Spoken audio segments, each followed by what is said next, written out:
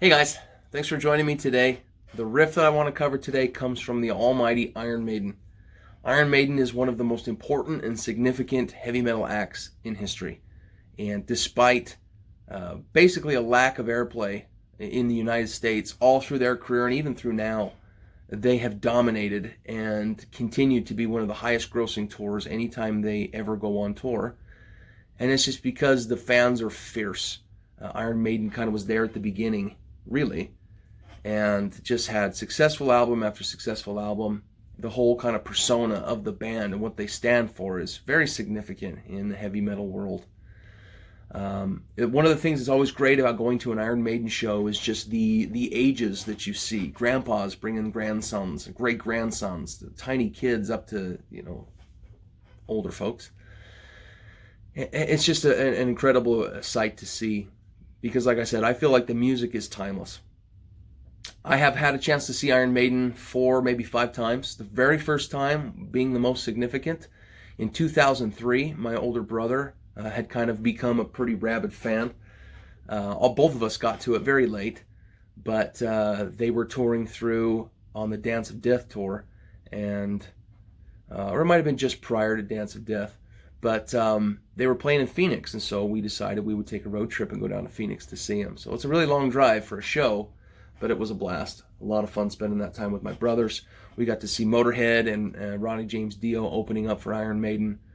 But they were just incredible, absolutely incredible. And that wasn't even when Bruce Dickinson was in his prime. This is 2003.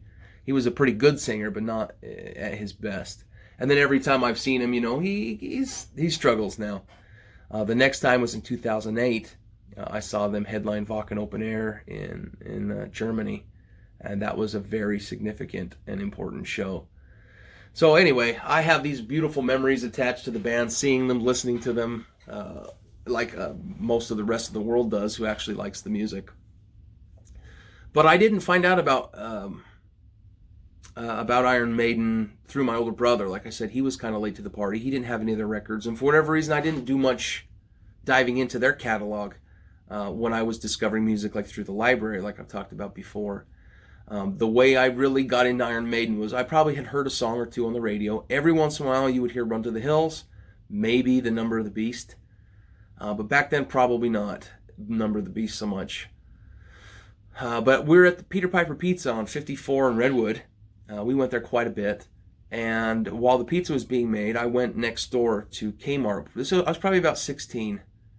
And I decided I wanted to buy an Iron Maiden album. I don't know why I didn't go to Graywell, which was probably just the same distance the opposite way. But I ended up going into Kmart, and their selection wasn't great, but they did have a greatest hits album that was called The Best of the Beast.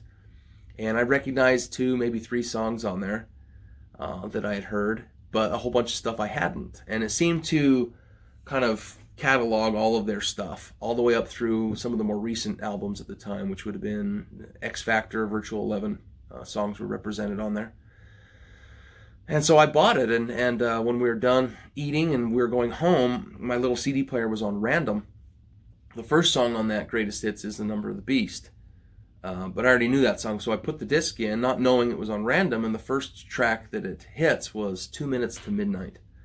And I was instantly hooked. And one of the things I really love about electric guitar is the mid-range of the electric guitar. Now, most modern heavy metal is played on the bottom strings, and there's a lot of detuning to make it sound thicker and heavier. This is standard tuning. Okay? But I really like these sounds.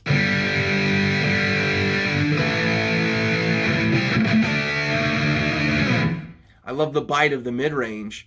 And that's what happens when 2 Minutes to Midnight starts. It's instantly right in that sweet spot. And classic heavy metal sound. And yeah, like I said, I was instantly hooked. And blasted through that greatest hits that night. And just became hungry for more. And so I started collecting other albums, and it snowballed.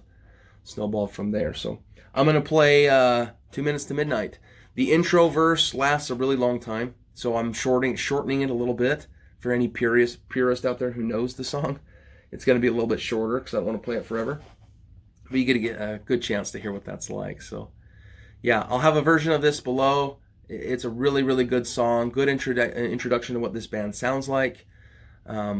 I will play more Iron Maiden. There's just so many to get to. Fantastic songs that have really cool guitar lines or that have been personal to me. So for now, this is 2 Minutes to Midnight.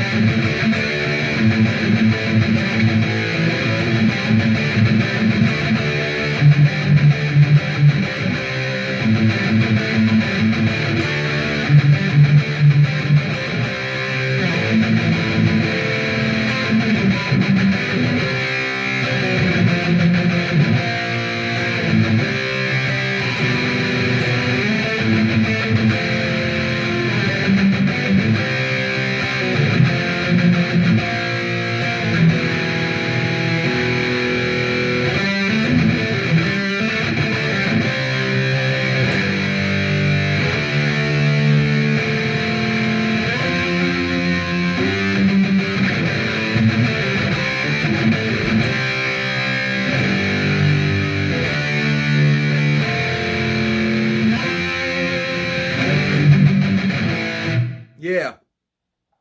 It's a great riff, really crunchy mid-range. Love it. Go listen to the song. It's one of the best. Later.